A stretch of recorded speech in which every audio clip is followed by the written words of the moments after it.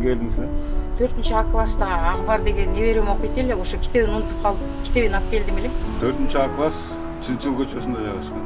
Кириңиз. Рахмат.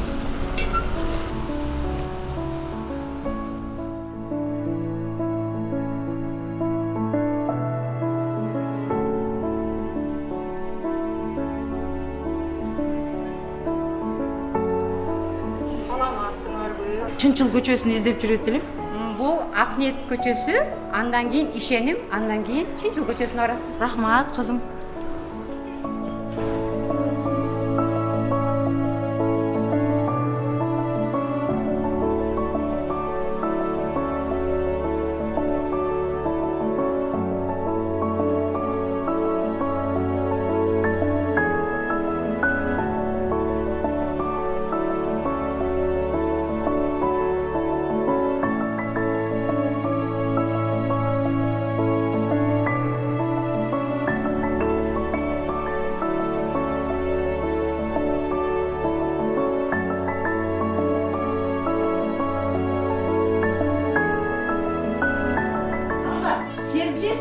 Ишеним айнек сымал дейт. Сынған соң ал кайра калына келбейт. Ишеним дайыма сыймык алып келет дейбиз. Бул февраль айы эмне деп аталды эле? Эже, бул ишеним айы. Ишеним деген эмне? Ишеним деген бирөөгө же бир нерсеге чын дили менен ишенүү.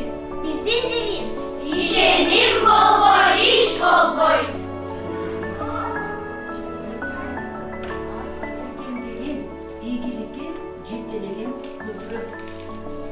Саламатсызбы? Келиңиз.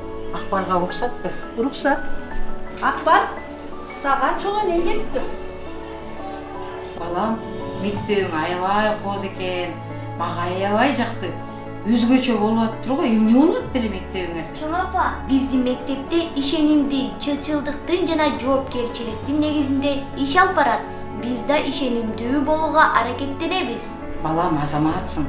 Сен да ушул мектептин ишенимдүү, мыкты окуучуларынан болгонун мен ага ишенем.